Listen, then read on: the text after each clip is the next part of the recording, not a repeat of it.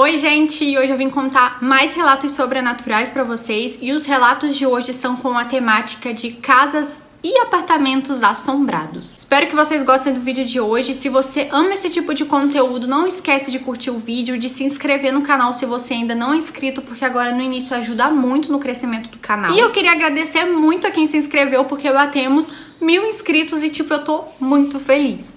Mas enfim, é isso. Bora pros relatos de hoje. E o nosso primeiro relato se chama A Casa da Praia. A moça que me enviou o relato tem 18 anos e essa história aconteceu com ela mais ou menos uns 4 anos atrás. A tia dela tem uma casa de praia que fica no litoral de São Paulo e essa casa fica assim dentro de um condomínio fechado. E lá nesse condomínio você só pode construir, né? Você só pode desmatar, na verdade, a área que você realmente for construir. E é um lugar que durante a noite é totalmente escuro, porque não tem nem iluminação pública. A única iluminação que tem à noite são as iluminações das casas mesmo que tem nesse condomínio. E todas as vezes que ela ia pra lá, que não foram assim muitas vezes, ela se sentia muito mal dentro da casa, como se alguma coisa lá dentro incomodasse ela. E ela também conta que ela não era a única que passava por isso, a mãe dela também não se sentia muito bem lá dentro. Era uma casa bem grande, tinha 3 quartos, todos eles com bastante janelas assim. Era uma casa realmente muito bonita, mas ela não se sentia bem lá dentro, nem ela e nem a mãe, né? Provavelmente ali já sentia que tinha alguma coisa espiritualmente errada na casa. Mas enfim... Na penúltima vez que elas foram pra lá, elas dividiram um desses quartos, tipo, entre ela, a mãe e também a irmã. Em uma dessas noites, ela e a irmã dela ficou acordada até tarde, era mais ou menos umas 2 horas da manhã, enquanto o restante da casa tava dormindo já, né, porque todos eles ali dormiam cedo pra poder acordar cedo e aproveitar mais a praia. Até que ela e a irmã começou a ouvir uns ruídos vindo do quintal da casa. Era como se tivesse alguém andando do lado de fora, né? Esses barulhos eram de passos e dava pra ver dava pra ouvir perfeitamente que eram passos, porque o quintal era daquelas pedrinhas, sabe? Então quando a pessoa pisa, faz um barulho danado. E elas conseguiam ouvir assim perfeitamente, como se a pessoa tivesse indo de um lado pro outro. Aí ela conta que dava pra ouvir a pessoa indo, parando um pouco perto da janela onde ela e a irmã estavam, né, no quarto.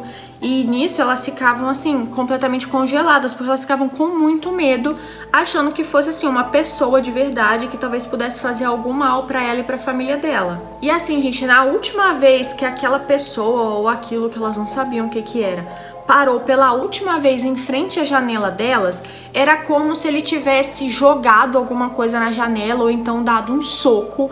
Só sei que fez um barulho enorme, porém ninguém da casa escutou, nem a mãe dela, que estava no mesmo quarto que ela, acordou com um barulho. Ah, e outra coisa também, a janela não quebrou, tipo, é como se só ela e a irmã tivessem escutado, né, presenciado aquele barulho e tudo mais. Eu nem preciso dizer que ela e a irmã dela ficaram assim, petrificadas, né, tipo, sem reação nenhuma. E poucos minutos depois desse episódio, dessa pessoa dando esses passos e também o soco na janela, elas escutaram a rede que ficava na varanda da casa, tipo, balançando lentamente, mas dava pra ouvir o barulho. Pouco tempo depois que esse barulho ficou, elas escutaram o barulho de um vaso de planta caindo no chão e quebrando. A rede continuou balançando porque dava pra ouvir o barulho. E ao mesmo tempo, os passos também voltaram, tipo, do lado de fora, né, perto da janela do quarto delas. E elas não estavam entendendo nada. A moça conta que foi uma noite bem difícil, porque elas não conseguiam dormir, porque ficou isso a noite toda, a rede balançando, os passos do lado de fora, e elas ficavam com muito medo, mas também não conseguiam, assim, ter coragem de levantar e acordar alguém da casa para poder ir ver o que era. Elas acabaram pegando no sono, mas no dia seguinte foram as primeiras a acordar e ir lá fora.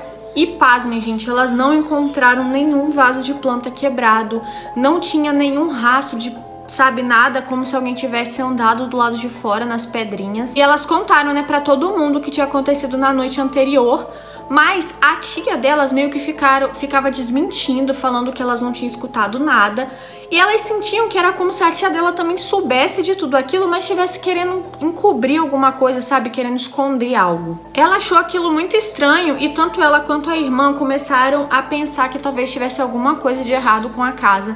Porque ela lembra da tia comentando que quando a casa foi comprada, foi super barato ir pro residencial, né, pro lugar onde a casa ficava localizada, era meio difícil você encontrar uma casa barata.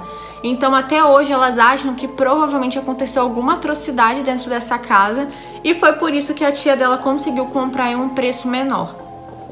O nosso próximo relato se chama A Casa Estranha e quem me contou ele foi um seguidor lá no Instagram e o nome dele é Gabriel.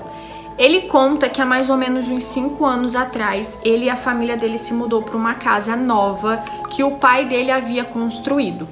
Mas pouco tempo assim, já morando na casa, eles começaram a presenciar muitas coisas estranhas. Nessa casa morava ele, a mãe e o pai. E tipo, desde quando ele entrou dentro da casa, que ele pisou lá a primeira vez, ele sentiu uma energia meio pesada, uma coisa meio sinistra. A mãe dele também sentiu. Mas eles não ligavam muito também, ele conta, né, o Gabriel conta que não tinha pra onde ir, então assim, o negócio era aceitar a energia da casa. Uma das primeiras coisas assim estranhas mesmo que aconteceu foi uma noite, o fogão da casa deles é um fogão elétrico e sabe quando você aperta aquele botãozinho pra começar a soltar a faísca? Pois bem, o fogão ficou fazendo isso durante muito tempo e o fogo obviamente não acendia porque o gás estava desligado, a mãe dele sempre desligava na parte da noite. Mas o botão ficava fazendo isso e nem ele nem a mãe entendiam o que estava fazendo aquilo com o fogão. Tipo, eles tiveram que desligar o fogão da eletricidade para aquilo parar e eles conseguirem dormir, porque senão ficava a noite toda. Em uma outra noite, um aparelho que eles usavam dentro da casa para poder tirar a umidade do banheiro começou a funcionar sozinho. E o melhor de tudo, ele estava desligado da energia e o Gabriel conta que o aparelho não tinha bateria, não tinha como aquilo tá funcionando. E segundo ele, foi uma coisa assim tão... que deixou tipo, eles tão assustados que até o pai dele, que nem acreditava nessas coisas, ficou assim de boca aberta. O Gabriel conta que por conta dessas aparições, dessas coisas estranhas, a mãe dele começou a fazer umas orações dentro da casa, que de fato funcionou, porque durante um mês mais ou menos, as coisas ficaram bem calmas em relação a isso. Até que um dia, do nada, começou a aparecer na parede da casa dele várias marcas de mão. E era uma coisa bem estranha, que era como se a pessoa tivesse com a mão suada e passasse na parede e só deixasse a marca, sabe? Não era nenhuma marca de tinta, sangue, nada disso. Era só marca de suor mesmo, mas dava pra ver perfeitamente as mãozinhas. E a mãe do Gabriel começou a dizer que era dele e começou a dar vários esporros porque ele tinha que preservar a casa pra mantê-la limpinha e tudo mais.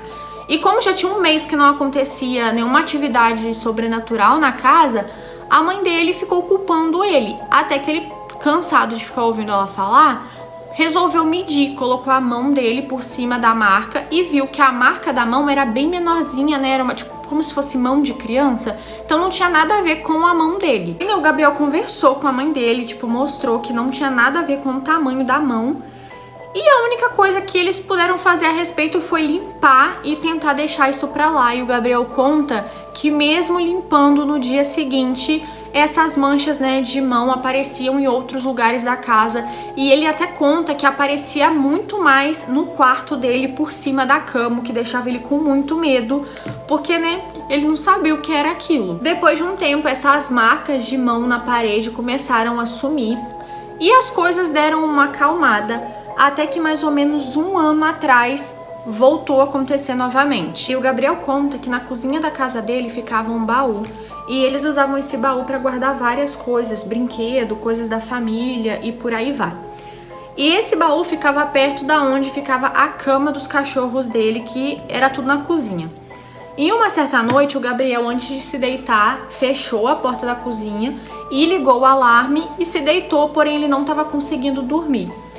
Uns 20 minutos depois que ele já tinha deitado, o alarme da cozinha disparou e ele escutou o barulho da porta se fechando, tipo a porta da cozinha. Obviamente o Gabriel ficou com muito medo e foi chamar os pais dele, né, pra ver o que tinha acontecido, porque talvez alguma pessoa pudesse ter entrado na casa.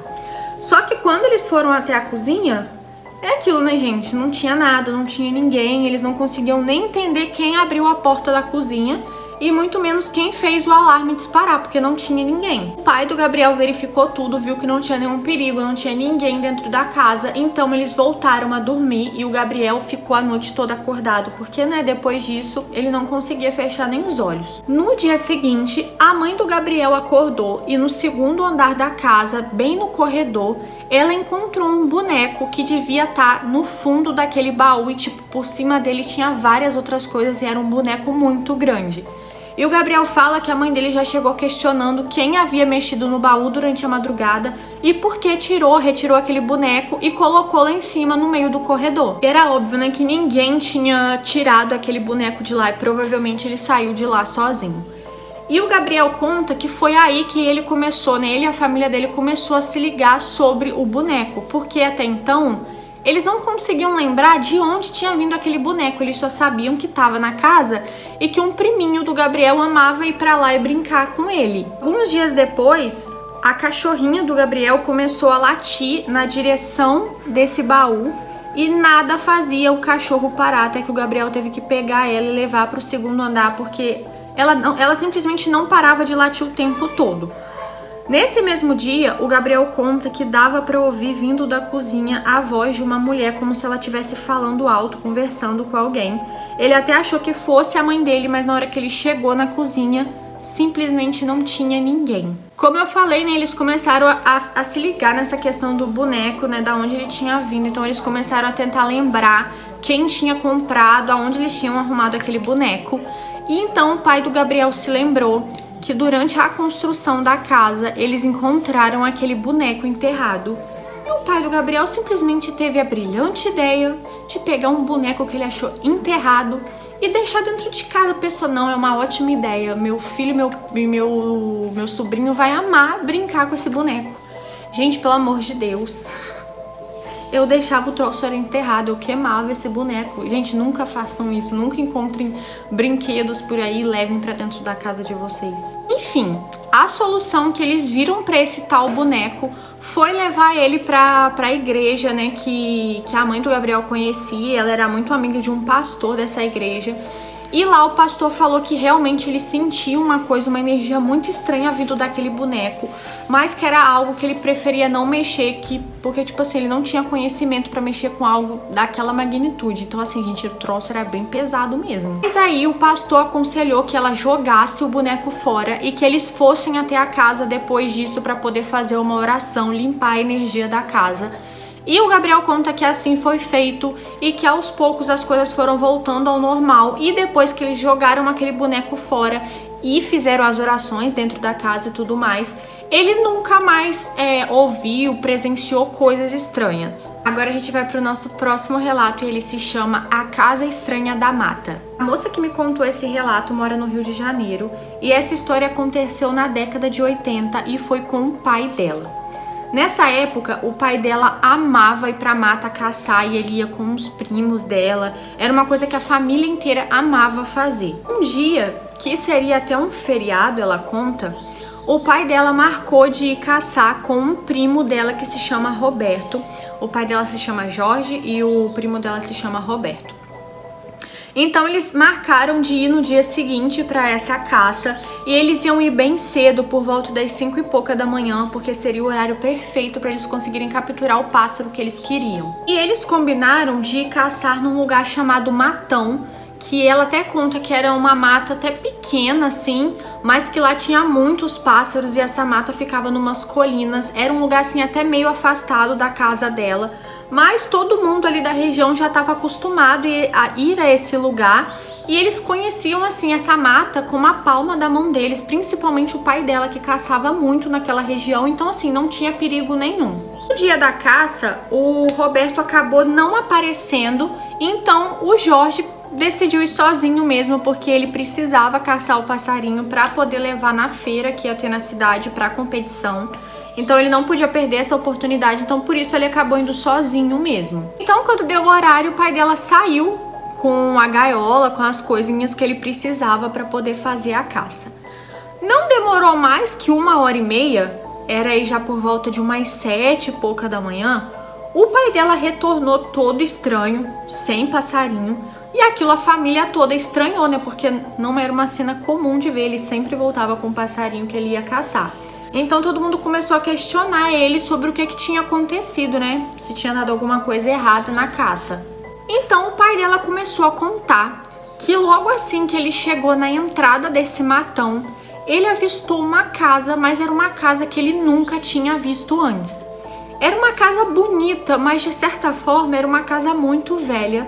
Porém, em volta tinha uma horta muito bonita, muito grande, o que era extremamente estranho, porque ele já tinha ido naquele lugar antes e não havia aquela casa lá e muito menos aquela horta, e não tinha como aquilo aparecer de um dia para o outro. E o Jorge conta que ele ia se aproximando daquela casa porque ele ficou tipo deslumbrado com aquilo, porque não fazia sentido nenhum, era como se ele estivesse sonhando. Gente, ele conhecia o lugar, aquela casa não estava ali no dia anterior, que ele tinha passado por essa entrada da mata. Então ele tipo começou a querer se aproximar para ver o que era aquilo. E quanto mais ele se aproximava, ele conseguia ver os detalhes da casa e do lugar. Ele até conta que dava para ouvir barulho de criança brincando, rindo, vindo de dentro da casa. E tipo, as plantas, as coisas da horta eram extremamente grandes, tipo pés de alface gigantes, o que não fazia sentido nenhum. Mas aí, ao mesmo tempo que ele tava super curioso em ir lá e ver o que era aquilo bem de pertinho, ele começou a sentir um arrepio, uma sensação muito estranha. Então ele achou melhor retornar para casa. Ele até decidiu de caçar, desistiu, né, de caçar naquele dia. Só que o mais estranho de tudo isso é que naquele mesmo dia de tarde, o Roberto apareceu lá perguntando como tinha sido a caça. E o Jorge, né, o pai da menina, explicou que não deu para caçar nada, explicou o que aconteceu, a história da casa e tudo mais. Então o Roberto falou assim, cara, não acredito no que você tá falando, porque eu também sou acostumado com a mata, lá não tem nenhuma casa. E que eu saiba, o dono das terras, né, a pessoa que era dona dessa mata, não contratou ninguém, nenhum caseiro, nada pra morar lá, pra vigiar. Então o Roberto teve a ideia deles retornarem pra ver se ele tinha visto mesmo essa casa. Então os dois foram até a entrada do matão. E, pasmem, gente, chegou lá, não tinha casa, não tinha nada, o lugar tava como era antes. E o Jorge não entendeu nada, porque ele tinha certeza absoluta do que ele tinha visto. Ele viu a casa com a horta, escutou o barulho das crianças, mas quando ele retornou lá no final do dia, aquilo tudo simplesmente sumiu. Isso é uma história que tá na família dessa menina há muitos anos, né, desde os anos 80, e ninguém consegue dar explicação pro que aconteceu. E ela fala que até hoje o pai dela acredita fielmente no que ele viu, apesar de que ele não consegue ter explicação para o que foi aquilo. O nosso próximo relato se chama A Casa do Meu Pai, e quem me contou ele foi um seguidor, né, um rapaz. E ele conta que tudo isso aconteceu quando ele era criança, mas ele lembra até hoje do terror que foi morar nessa casa. Essa casa tá na família desse menino há muitos anos. O pai dele sempre morou lá desde a infância, e só teve um período que ele não morou nessa casa, que foi o período quando ele se casou. Porém, lá em 2006 ele se separou, então acabou que ele teve que retornar para casa onde ele passou a infância. O menino conta que acha que todas essas histórias que aconteceram nessa casa foi devido a várias não atrocidades, mas tipo várias coisas assim, mortes que aconteceram dentro da casa, como por exemplo, o avô dele, né, pai do pai dele, morreu, faleceu dentro da casa.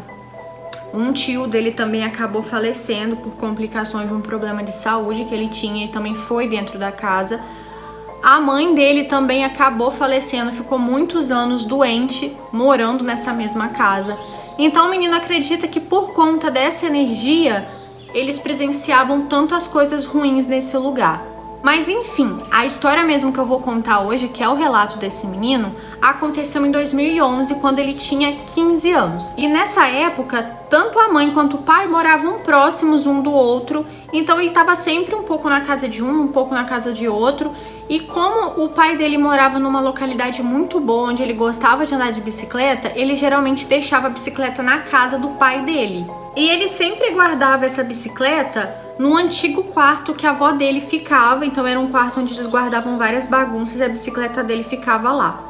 E no momento que ele entrou dentro da casa, né, dentro desse quarto, para poder pegar a bicicleta, O cachorro dele foi atrás, o cachorro dele tava brincando, tava todo alegre.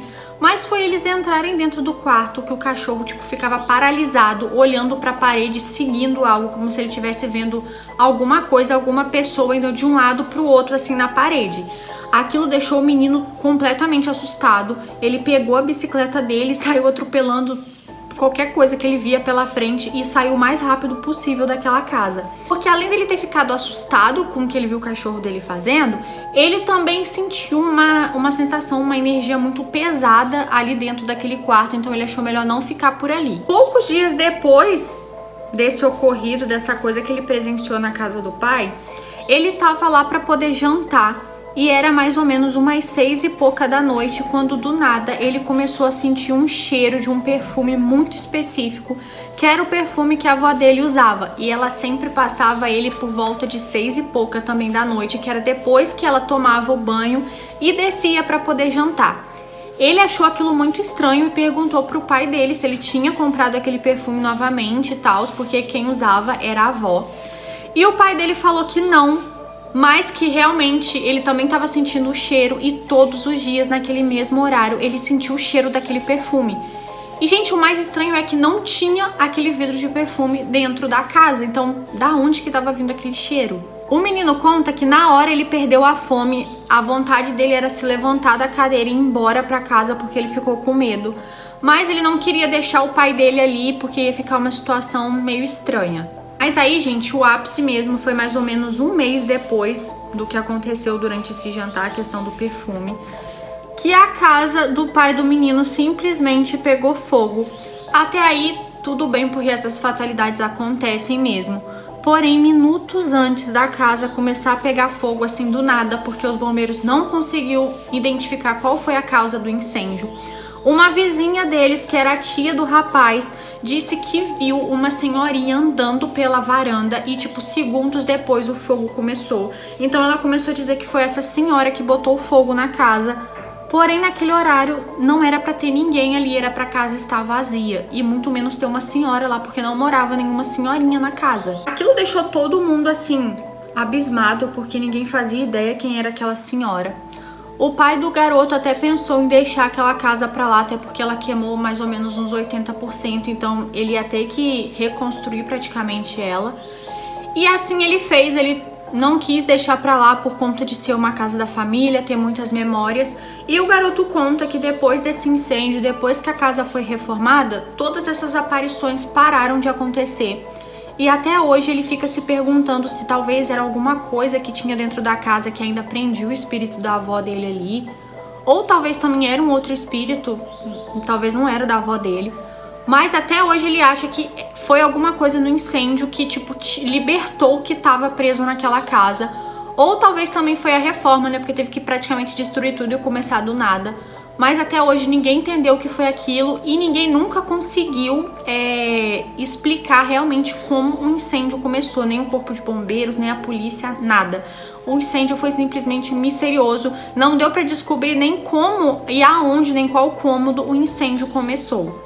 O nome do nosso próximo relato se chama O Apartamento Assombrado e ele foi enviado por uma seguidora minha lá no Instagram. A moça conta que tudo começou lá pro início de 2010, quando a tia dela, que foi a tia e a avó que criaram ela desde bebê, então elas moravam juntas, e essa tia dela conseguiu um emprego de caseira em um prédio lá em Belo Horizonte. E apesar desse prédio já ter, assim, uma fama de ser mal assombrado, de ter pessoas que relataram ter visto coisas estranhas lá, elas se mudaram mesmo assim. E elas foram, né, não ligaram muito pra isso, porque a tia dela tava precisando muito desse serviço e ela também tava grávida, então assim, elas não podiam perder essa oportunidade. Ela conta assim que nessa época a relação que ela tinha com o pai da filha dela era uma relação de muitas brigas. Eu só não entendi bem se já era assim ou se foi por conta deles terem ido pra essa casa. Mas ela percebeu que todas as vezes que eles brigavam, o corpo deles infestava de piolho. Era tipo piolho de galinha, sabe? O que era muito estranho porque era um apartamento e lá não tinha isso, não tinha criação, galinha, nada dessas coisas por perto. E o mais estranho ainda é que depois, em um curto prazo de tempo, esses piolhos sumiam e só retornavam novamente quando eles voltavam a brigar, a ter discussões dentro da casa. A moça conta que em um determinado dia, a tia dela e o esposo da tia iam indo para Santa Luzia, lá em Minas Gerais, na casa da mãe dela. Então ela tinha ficado sozinha no apartamento, ela e a bebê, porque o esposo dela também estava trabalhando nesse dia. Até que ela começou a ouvir um barulho muito estranho vindo de direção da porta do apartamento. Era como se alguém estivesse serrando com um serrote a corrente que mantinha a porta trancada. Ela foi então até a sacada do prédio e chamou por uma vizinha que ela tinha e pediu que ela ligasse para o marido dela. Esse marido dela na época trabalhava como açougueiro, né? E pediu que ele voltasse para casa o mais rápido possível porque tinha alguma coisa de estranho acontecendo naquela casa. Ele até trouxe 2 facas do serviço porque ele achou que pudesse precisar, já que ela falou, né, que tinha alguma coisa de estranho acontecendo. Acredito eu que ela deva ter falado também que talvez alguém estava tentando entrar dentro da casa. Mas é aquilo, né, gente? Quando o marido dela chegou, não tinha absolutamente ninguém. A porta tava normal, era como se ninguém nem tivesse tentado serrar o cadeado da porta. E uma coisa que eu esqueci de citar é que só morava 2 famílias naquele prédio. Ou seja, essas 2 famílias ocupavam o mesmo andar, então os outros 24 andares do prédio eram completamente vazios. Tempos depois aconteceu uma outra aparição estranha, né? Nesse mesmo apartamento que essa moça morava.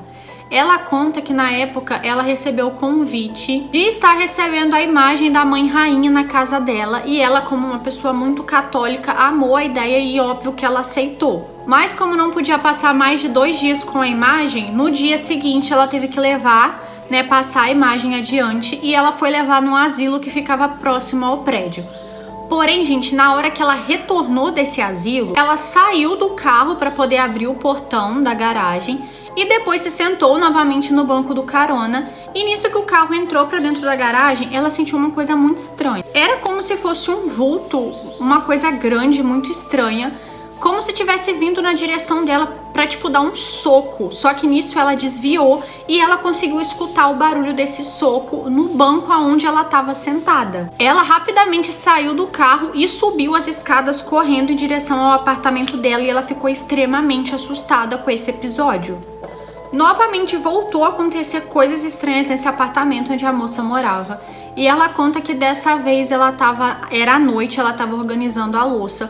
Quando ela sentiu alguma coisa estranha, tipo um aviso, então ela pediu que o marido dela descesse até a garagem para ver se estava tudo bem, porque ela sentia que tinha alguma coisa de errada por lá. Ele foi com uma barra de ferro e na hora que ele chegou lá, ele ficou gritando, perguntando se tinha alguém ali. Até que, gente, do nada, saiu uma moça de dentro de um carro que tava lá, que era um carro do esposo da tia dela.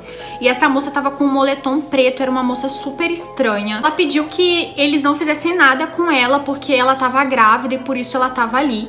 Então, os 2 destrancaram o portão pra moça seguir o caminho dela e ir embora. Ela começou a caminhar em direção, né, à saída da garagem e ela e o companheiro dela ficaram observando até onde aquela moça iria. E pasmem, gente, conforme ela ia andando, a moça simplesmente desapareceu assim no meio do nada. E os 2 viram perfeitamente a moça desaparecendo.